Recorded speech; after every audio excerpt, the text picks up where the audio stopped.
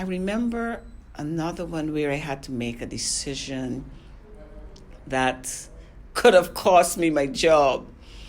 And it had to be the year that Obadele Thompson won his bronze medal. Now, it was the Sydney Olympics. I believe that was 2000. And the race that Obadele was going to run, the time factor, it would have been 5 a.m. Barbados time. And Gail Allen, who was a reporter at the time, was covering the Olympics for the nation. So Gail was in Sydney. I had been communicating with Gail all day long. And she was saying, well, Roxanne, I believe that you need to wait. You really need to hold the paper until morning. I'm like, but Gail, if I hold the paper until morning and he doesn't get a medal, what's going to happen?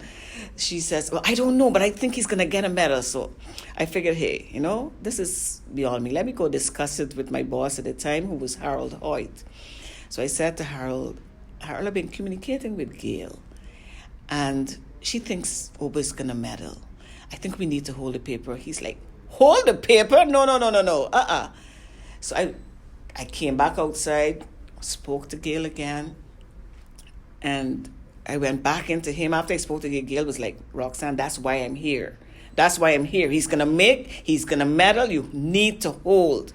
Went back to Harold, and he said, okay, I'll tell you what. You make that decision. If he doesn't medal, that's going to be me or you. You're going to be out of a job. So I went back, but I was convinced after speaking to Gail that we should hold.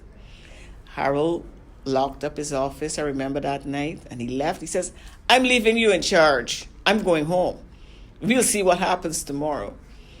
And so I was on tenterhooks all night because we finished the paper, and what we did was we just held the front page so that if he medaled, this is 5 a.m. in the morning, all of Barbados is waiting for this newspaper.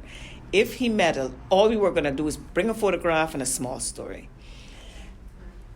So that's exactly what we did. We held the paper, and even as the race was starting, my heart was pumping. If you don't get a medal here tonight, Ober, I am in big trouble. And so you could imagine that when he ran that race, but I must say that just before that, like at about 4 a.m., Harold came back into the office. So I said, I know you wouldn't leave me alone. He came back into the office and said, I'm going to be here, so I'm here to fire you if he doesn't get a medal. And so we were all on tenterhooks, and of course the rest is history. He did get a medal. We got our front page story. We got our photograph. Unfortunately, that same morning, just minutes after Oba got his medal, there was a terrible accident on the Spring Garden Highway, and 3 people got killed. I remember Harold himself going out to cover that story because everybody else had gone home. And I think it was just myself, Mark Hollingsworth, who would have been doing the front page at that time.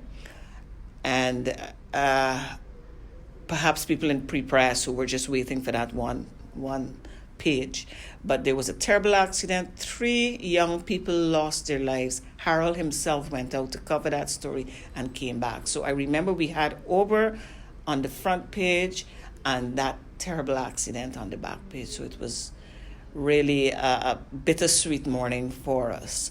But it was a decision that I always look back at and laugh and said, I took a chance on Oba, and he didn't let me down. Our stories are your stories. Thank you for reading.